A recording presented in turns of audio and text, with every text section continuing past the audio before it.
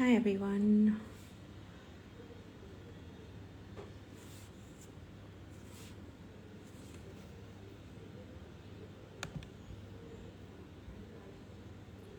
Hi folks, we're just going to wait for some more people to join and then we'll start.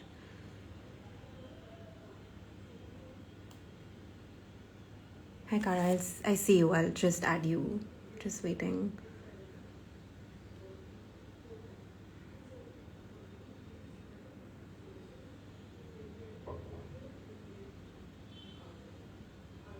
Okay, great. I think I'm going to start. Hi everyone. Thank you for joining us today. My name is Shreya Adhikari, and I'm going to be speaking with Cara Tejpal. Cara is a writer and a conservationist who holds a special interest in supporting grassroots conservation efforts and campaigns. One of the campaigns that I'm going to be speaking to Cara about is the Look East campaign, which is essentially a crowdfunding campaign that was set up to support 4 conservation projects in the northeast of India.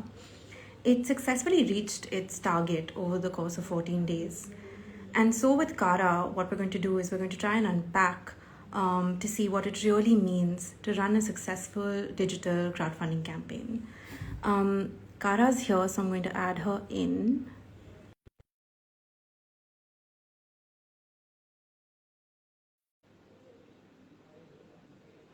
Cara, are you here?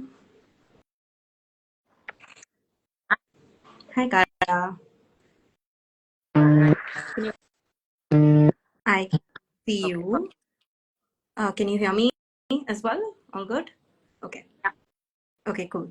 So thanks for joining us today, Cara. Thanks for being here. So like I said, we're going to be talking a little bit about what it takes to run a successful crowdfunding campaign on digital media and a little bit about the Look East campaign as well, right? So just to start off with, could you talk a little bit about what the different types of digital fundraising campaigns are and the various platforms available to run them, and then also kind of take us through the Look East campaign? Cara, I can't hear you actually. What about now? Yes. Can. Yeah. So let me know if it's Sure. So I'm not sure about the different kinds of digital crowdfunding campaigns, but in general, for me, I categorize campaigns into 4 types.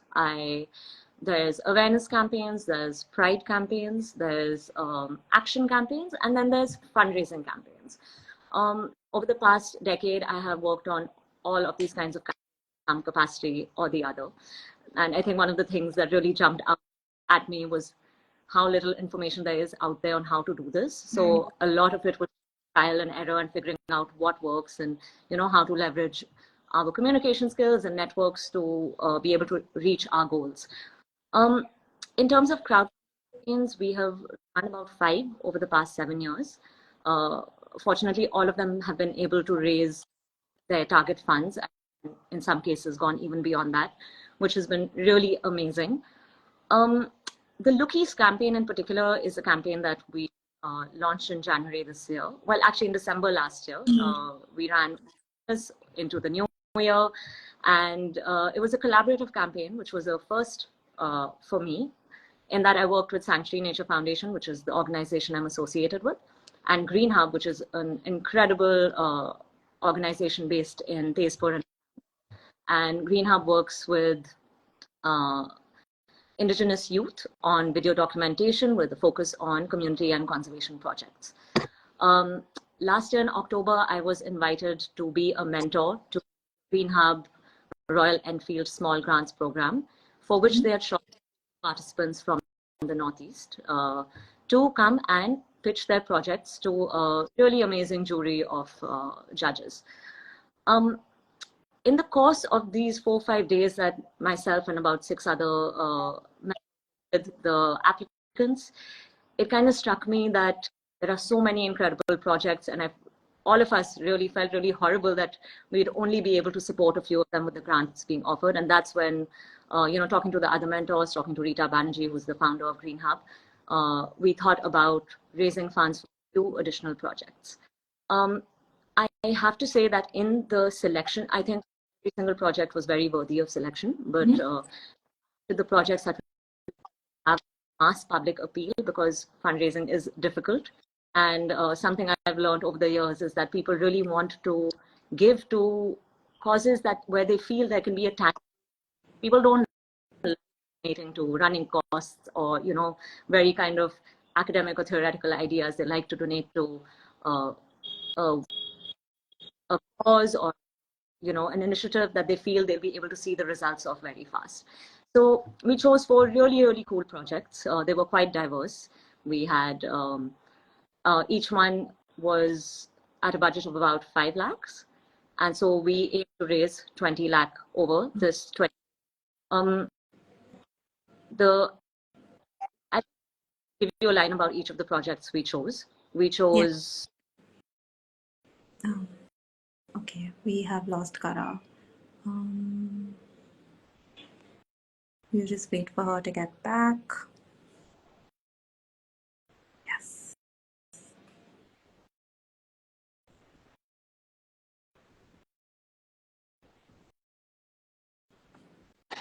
Okay, am I back? Yes. Yes. Yes. Okay. The four Cara, just if there's any possibility, your voice is coming a little in and out. I'm sorry, my network isn't great, but this is the best I can do. Is Okay, that yeah, slightly. Yes. so? The four projects for the Look East campaign. There was to help mitigate human-elephant conflict. There was a project to rescue wildlife in the Dehing Patkai forest. There was a project to document the tales of women from Arunachal Pradesh, from various communities, the eco-feminist stories that have been passed down orally over the years and never quite been written down. And then the last project was raise funds to hold DEI workshops for grassroots conservationists from the Northeast. This is something that a lot of us who've had the privilege of, higher education or exposure big organizations. We've been informed about these things, but a lot of our grassroots conservationists don't get the opportunity to discuss these issues. And my colleague Nai, who is the project coordinator of the Mud on Boots project, helped organize a pilot program last year on this, and it was very successful. And so we felt this was a really great project to fund as well. So that was the Look East campaign, and I worked with Nai, Laika from Sanctuary, and then with the team from Green Hub to kind of put forth this campaign to. Cool, thanks. And I know that you ran this campaign over Keto, right? So what are the different types of platforms that are available? If you could talk a little bit about that as well. I've always used Keto. It was the first platform I kind of started out with, and then just out of sheer kind of ease, because I was used to it, I continue to stick with it. But there are also like Impact, Give India, and all these are different platforms where you can kind of house a crowdfunding campaign. I would suggest that everybody really do their homework before choosing a platform. Don't just go by what's written on a website page. Definitely try to reach out to the contact information, the email address provided, to understand whether there are any hidden costs, convenience fees, whether there can be a person to help you with support on the kind of back end of the campaign. Those things are really important. There are a couple of the platforms that you can turn to for. Cool. Cool. Thanks, Cara. And you've already mentioned some of the things that went into when shaping which projects you picked for the Look East campaign. But just building off of that, what, according to you, are some of the essential components that make for a successful crowdfunding campaign, right? What are some of the things that we can tick off the list? Well, I definitely think before you even start talking, you need to really create a blueprint. I think the objective, the target, the collaborators, the audience of your campaign are all very important things to write down, so that you have a firm what you're going for, and you don't kind of get distracted or begin to meander in your campaigning. Putting down a timeline is very helpful for digital campaigns.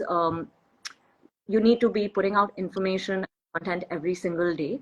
So the kind of planning that goes into that is important, and the timeline, it helps. So usually when I'm planning a crowdfunding campaign, I spend at least 10 days just writing down everything I can about what I'm seeking from this endeavor. With, of course, objective, target, collaborators, who my target audience is, what my timeline is, and what tools I'm going to use for it. So far, I've basically used Instagram as my main kind of soapbox. But if you are, fluent in other social medias, you should absolutely take advantage of those. Write a, identify your call to action, give your campaign an identity. It could be a hashtag. It could be for the most recent campaign, we called it Look East. But prior to that, we also had Muddy March, in which we were raising funds for the Mud on Boots project. Develop your social media strategy really carefully.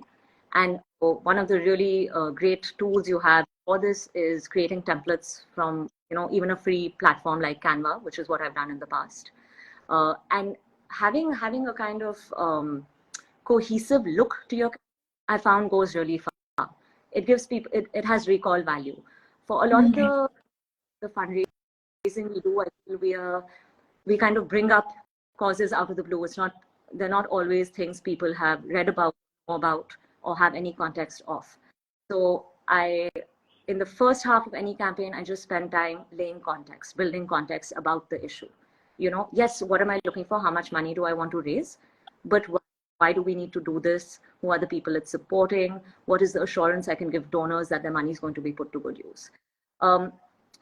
It is a huge advantage if you can collaborate with a registered not-for-profit or NGO for your crowdfunding campaign. It immediately gives you authenticity and verifies your approach. This allows people who might not know you personally to be able to contribute without feeling that, without wondering or doubting where they're donating.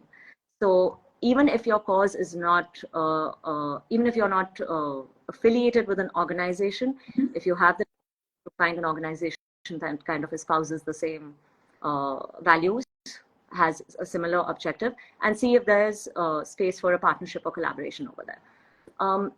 One thing I always tell people who reach out to me about crowdfunding is be realistic. Out of thin air and be like, that's the amount of money I'm going to raise. Really, really think about the people who are going to respond to your campaign. This can include just listing down every friend, family member, well-wisher, colleague who at some point had a chat with you about whatever you're raising funds for. It can be looking up kind of media lists and support groups, same issues, and then coming to a figure that is realistic for you to raise.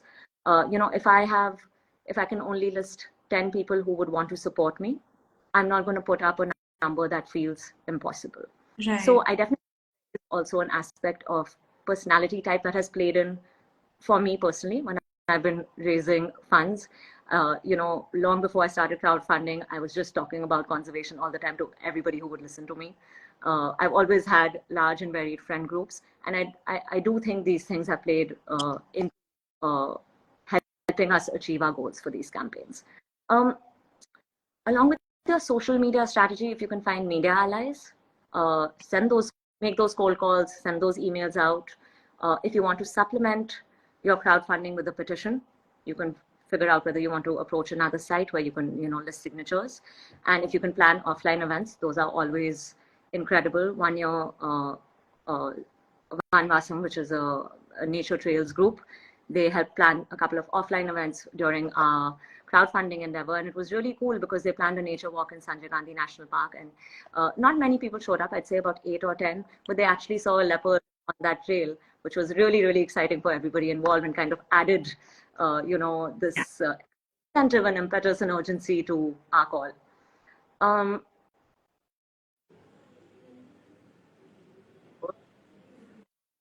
I do believe that good collaborators is essential.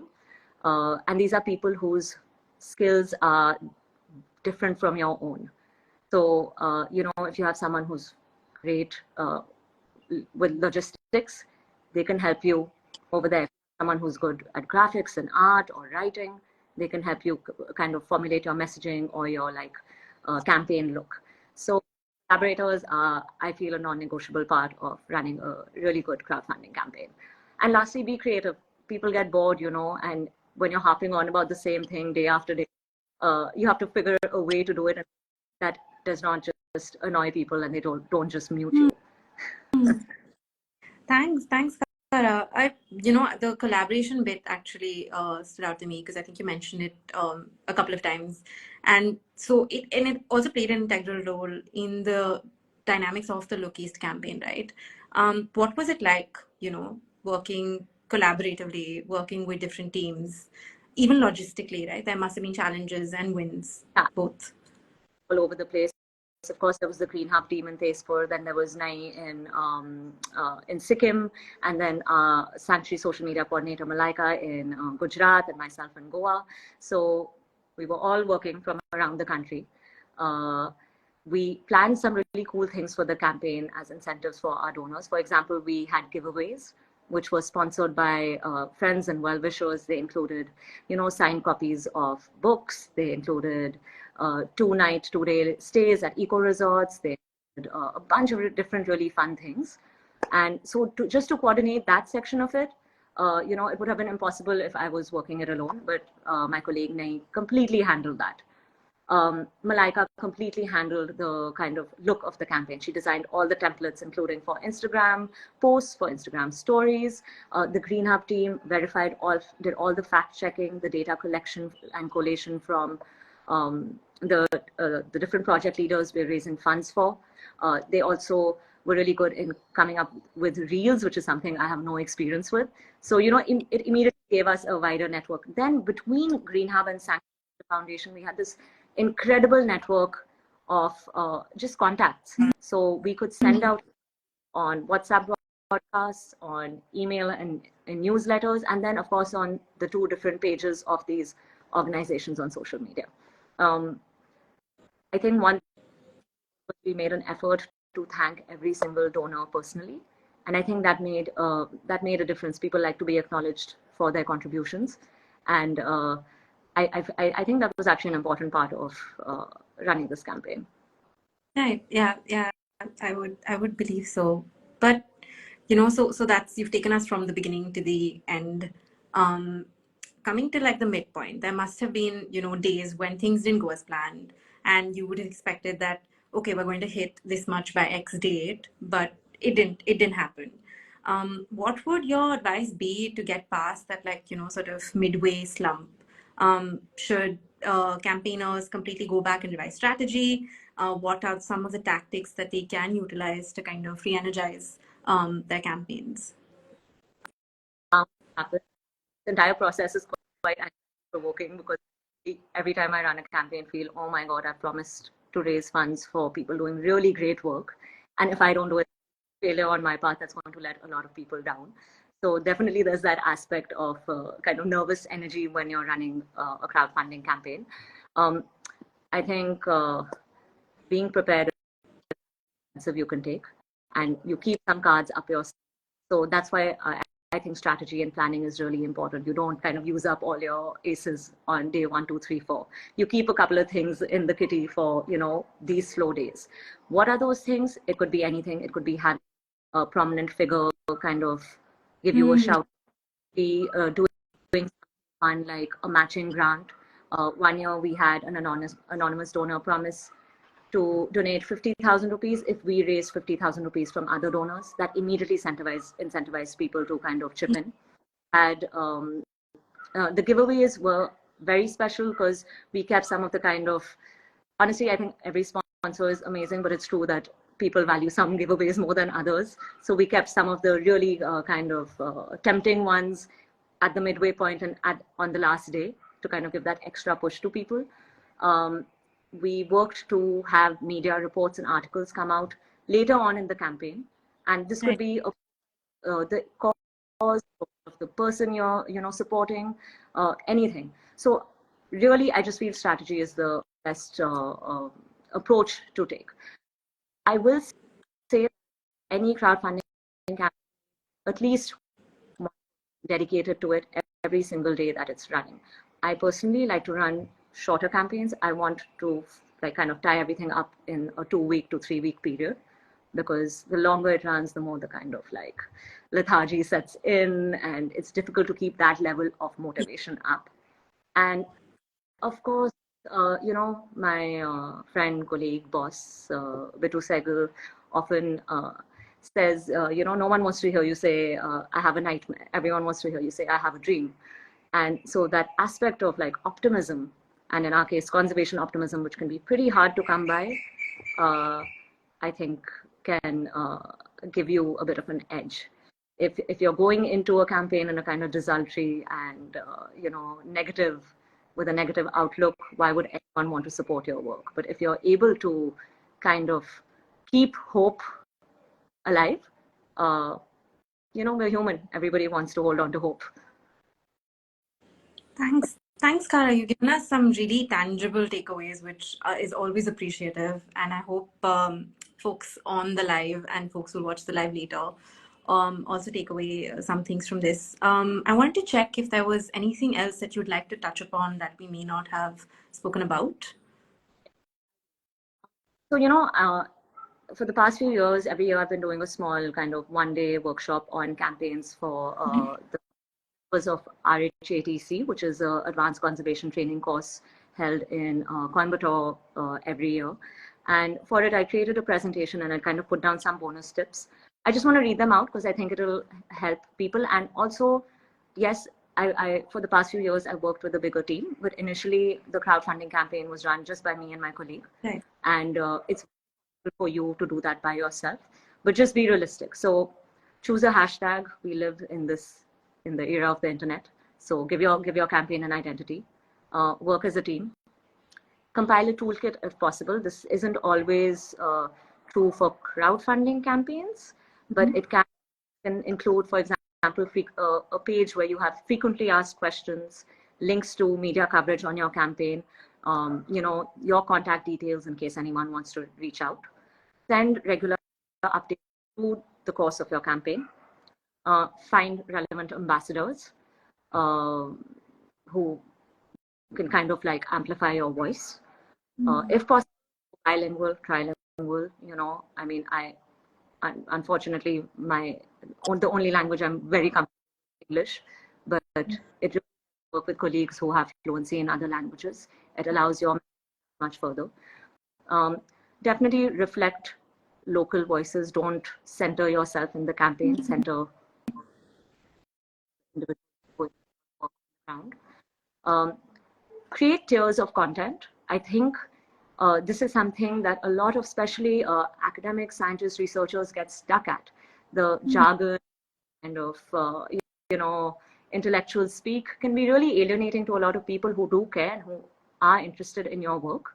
So you need to structure your content such that it can appeal to different audiences. So yeah, there should be a total kind of 101 ABC aspect to your content. And then of course you can go into the nuances or kind of more complicated details of it. Embrace art, whether it's music or posters or digital artworks. These are so powerful and they will absolutely work in your favor. And we've seen when India went into lockdown and multiple campaigns, environmental campaigns came up, we saw how powerful all that campaign art was. It really spread the way that a lecture or a paper or a news article never do. Identify bite-sized goals, so that you also have a feeling of achievement every few days. Just waiting for that, pot of gold of the rainbow, which sometimes can feel really far away. And back to conservation optimism, or in this case, just optimism. You have to be positive about what you're doing. Okay, on that optimistic note, I think we're done. And I'd just like to thank you, Cara, for taking part in this and for helping us and walking us through some of what you've done with the Loki's campaign. And hopefully, people watching this and people who watch this will definitely take away some of these tangible tips that you have shared with us.